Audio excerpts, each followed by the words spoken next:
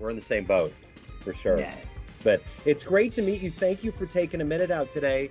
And I want to begin our conversation before we peel back the layers of your work and your history by asking you, how did you survive the last 3.5 years? How did you get through COVID and how has it changed you? How did I get through COVID? So when COVID happened, I was actually still working in schools. I was working with kids with emotional and behavioral impairments at the time. And so when we went home as an educator, it was a huge paradigm shift for everyone, for the kids, for the parents, for the educators. It was a lot, Yeah. so going from especially kids that I'm in Savannah, but at the time I was working with the Department of Defense. I was working on an Army base with kids. And so, a lot of transition and all of that. So when we went home from the pandemic, like you said, how did I survive it? I started gardening a little bit before that. So gardening was a great stress relief for me, actually being able to get outside and grow some things. So I became more of a gardener. I use that term loosely because I grow a lot of herbs and peppers, and I have a huge flower garden, but I'm not out there growing greens and okra and broccoli and that. So I'm not doing that. But I think helping too to support other people is how I survived. I found that that's where I became an author. That's where I really got serious about opening up the practice. I think it gave me time too to reflect and hone in on kind of what I really wanted to do.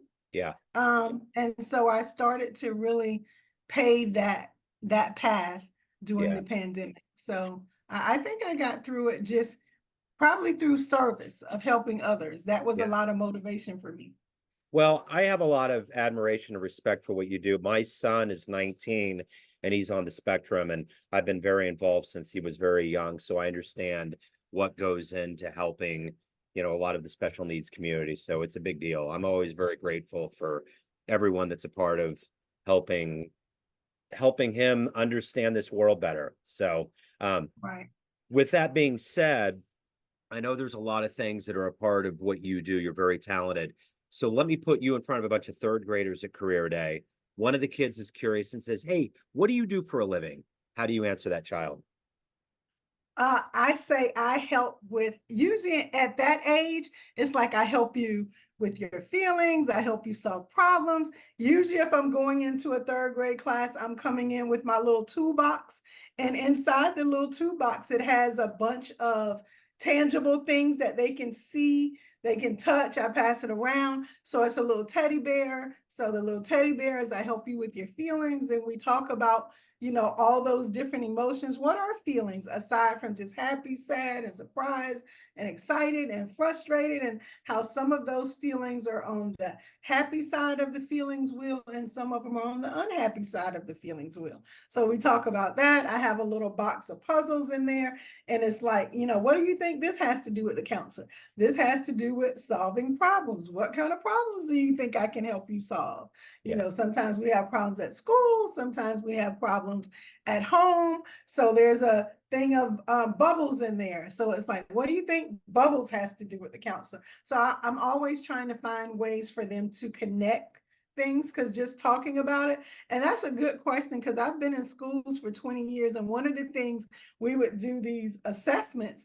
And at the end of the year, it was like, well, what's the role of a counselor? And really, the only thing they could say is that she helps me with my feelings. Uh, and I do, but it's so much more than that. So I started using those tangible things, and I would kind of quiz them. I even use it in the office now with my little kids. I see kids as young as 4 in the office. So when they come in, one of the first things that we do is go through that toolbox, and that helps me get to know them too, how they respond to the question, what kind of problems can I help you solve? Yeah. What kind of feelings do you have that someone may be able to help you with? What kinds of things do you do to have fun? So it kind of gives me information about them too. And periodically I pull it back out and I said, what does this have to do with the counselor again? So that they can know and put it in their terms. They can tell me what I do and how I So can help. Absolutely. So what did you want to be in the third grade when you were young? What did you want to grow up and become? I wanted to be a teacher. Okay. So I went to college and I was going to be an English teacher because I was always in the reading, couldn't wait till those books came in the mail to read. I got to college and I decided I like to read, but I don't want to read all these things they want me to read in the time that they want me to read it. I'm not even interested in this. What is this? This book is this big and I got to be finished by next week. And I'm not even interested in this. So what happened was the college where I was going to, which was a non-traditional college, and they actually had, so I decided I took some sociology classes, some psychology classes, decided I really liked that instead. At the end of my coursework, they actually had a new program and the degree was in behavior disorders. So you could add on a certification in behavior disorders to teach, but you had to have a psychology degree and you had to, I think go almost like another year and you took master's level classes, even though you were still getting an undergraduate degree, but it was all in psych and behavior. So I ended up extending and it took me back to my love of teaching. And I started out my career as a special education teacher. Wonderful. So who's been a hero for you? You've obviously been inspired. Who has been that for you in your life? I would say my parents have been heroes. So, neither one of my parents finished school just because I mean my parents are like hitting 80 right now. So for different reasons, both of them are super bright, worked for 40 years, blue collar family. But I think they inspire me. They've always pushed us and put that importance on education. And I think it was because they didn't have that opportunity. So wasn't something that we had to do, but it was something that they encouraged. And even now they're my biggest supporters. My dad, I can't go in the community and I see someone and they're like, yeah, your dad told me you're doing so and so. And it's so funny. He can't even tell. He's like, you're a psychologist, right? You're a psychiatrist, right? Your dad, no, I'm a counselor, but I'm an LPC, but he's so proud. He tells everybody everything I'm doing all the time. Yeah. So let me ask you this. If you can meet anybody alive on the planet right now that you find inspiring, who would you love to meet and talk to? That's an interesting question. Yeah. Who would I like to meet and talk to that's alive? And, Um, well, I guess it could be a ghost. It could be either. um, you know, I would say my husband's grandmother because she was one of those trailblazers who was a lieutenant in the Army way back when, she was born in 1920. We actually took care of her the last several years of her life. We moved in and took care of her. And one of my regrets is because she has so many rich experiences and we'd have so many discussions and there were things that we found of hers after she passed, like her graduation book of all these nurses. And I know that some probably famous people in there that they signed her book, way back then. But one of the things is she talks so much about her experience in the military as a nurse. And I wish I had recorded a Yeah. lot of those conversations because I can't, you can't remember everything and get all the facts straight and, all of those kinds of things. And she's no longer here to share those experiences. And I wish I had taken the time to doing some of those just really in-depth conversations about so many things.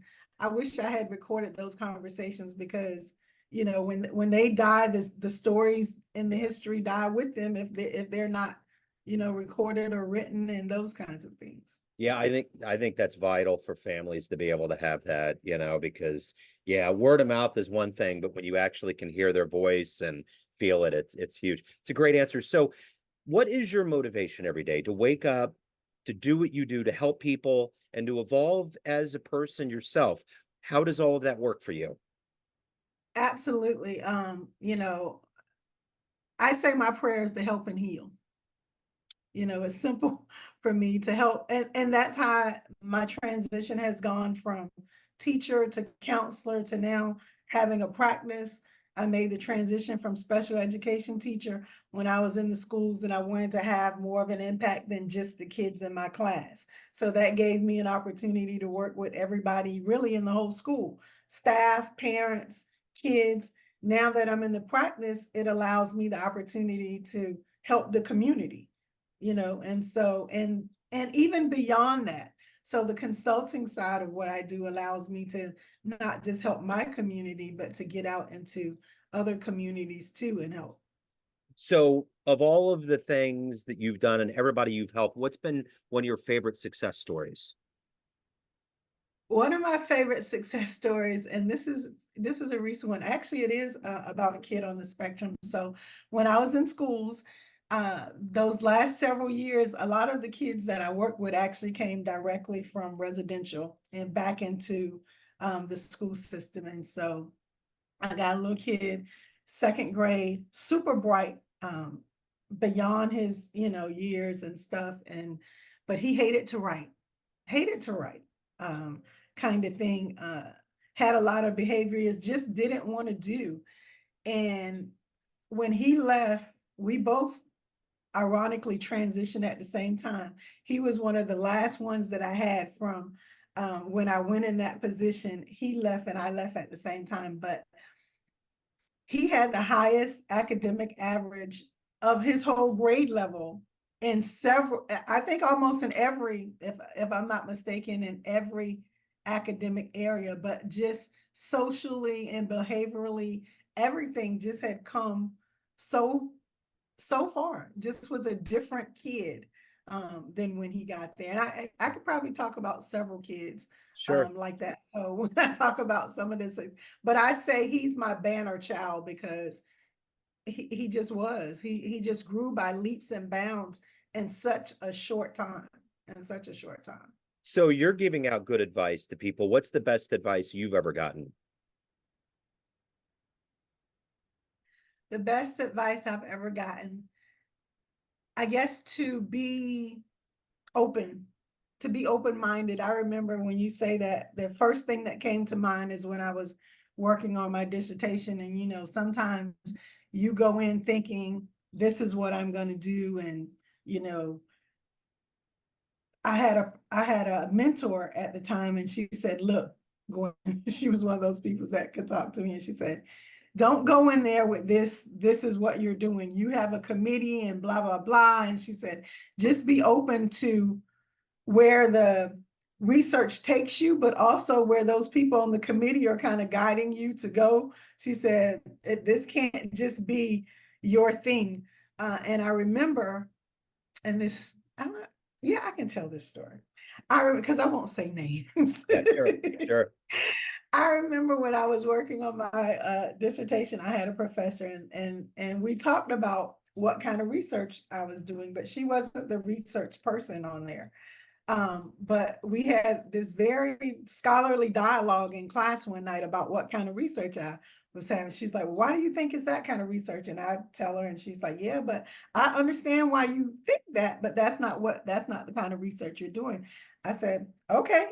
Like my mentor I said, I'll just go change everything. So I changed the whole methodology section of my paper. Of course, I had saved everything, but I rewrote it to reflect what she said I was doing, even though I really didn't believe that's the kind of research I was doing. But I'm like, okay, I'll change it. I got to go to this defense. She's gonna be. So we get to the defense, and my methodology person says, why did you choose this kind of research? Why did you say you would? So I regurgitated everything that the professor had said, and she said, I can see why you would think that, but that's not what you're doing. This is the kind of research you're doing, the original one. And did I say anything? Nope. I just said, okay, I can see that. And we kind of talked about it. And I went back to the original paper that I had, just never spoke of it again. I mean, in that moment, I could have said, well, so-and-so told me, she was right there. She was part of the defense. But I think that was a level of respect for both of us, and we later on went to get, and did some research together and other things. And she's one of the people that I hold in very high esteem. But I think just being open to learning and being open-minded about things and not so headstrong, because I could have, it could have been very different in that Yeah. situation. But I think at that point, the level of respect grew for both of us. Yeah, for sure. So let's say you have a dream tonight. You run into a 20-year-old version of you, and you can give that young version of you a piece of advice based on the wisdom you've gained in your life so far. What advice would you impart on your young version? My 20-year-old self, my 20-year-old self, I would say, I'm thinking of a poster that I had in my room at my very first teaching job, and it says, "Talking comes by nature and silence by wisdom." Yeah. As a 20-year-old, I was a hothead, kind of thing. It that same scenario that I just talked about, the 20-year-old Gwen would have been like, yeah, well, she said, I knew that's what it was, but no, kind of. So talking comes by nature, silence by wisdom. Interesting. So of all the things that you've done so far in your life, what are you the proudest of? Oh, that's easy. I'm proudest that this year I celebrate 25 year of marriage. Nice. And so people, I always expect all the accolades, but I'm like, I tell people all the time, because sometimes they'll say, Mrs. Martin, they'll say, oh no, I'm sorry, Dr. Gwen. And I was like, or Dr. Martin. And I'm like, listen, I worked a lot harder for this 25 years than I ever worked for that dissertation. This is day in of compromising and understanding and putting the other person first sometimes, and just, like we talked about that transition of taking care of his grandma. It's a lot, Yeah. it's a lot. And I think that, sometimes people go into it lightly. And but when I made that commitment, it was going to be for the long haul, and I wouldn't trade anything for it. So 25 years this year. It's a long time. Congratulations. So everyone has a perception of you. You have all these people in your life that you help, you work with, family, friends, but you ultimately run the show. What's your perception of you? Who do you think you are? I think that I always go back to the helper. I'm a helper. I think that I am very approachable. I'm very interactive, collaborative. I meet people where they are. I think that's one of my strong suits, is I'm able to meet people where they are. And I'm a great listener. I'm a problem solver. People say I'm very motivating. They motivate me, it's really, people talk, you motivate me, but I'm motivated by the motivation that they have. Yeah. So, yeah. Cool. So if anyone wants to reach out, they want to hire you, learn more about you, anything about your world, how do they do that? So Dr. Gwen's Counselors Cafe is the consulting side of what I do. That's where I go out and do staff development trainers. I say I help the helpers. That's my tagline. I help the helpers, which I do because I like that ripple effect. If teachers are at their best, then they're going to show up every day and be their best for the kids. The kids are going to be at their best. The same for entrepreneurs. If you're at your best, your employees are going to be at their best, and vice versa. So I go out and teach people how to take better care of themselves in every aspect of their lives. And then the counseling side of what I do, I have a private practice here in Savannah, where I primarily work with adolescents and teens. And my passion really is the kids, but I also, realize that some adults didn't get that. Yeah. And so we expect people to be able to do things that they maybe have never been taught to do.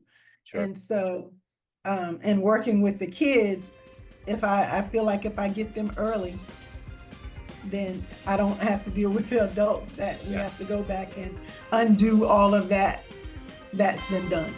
Absolutely. Dr. Gwen, thank you so much for your story. Thank you for your time. Keep on doing the wonderful work. I enjoyed you. I so enjoyed you Thank today. you. This has been wonderful. Thank you so much.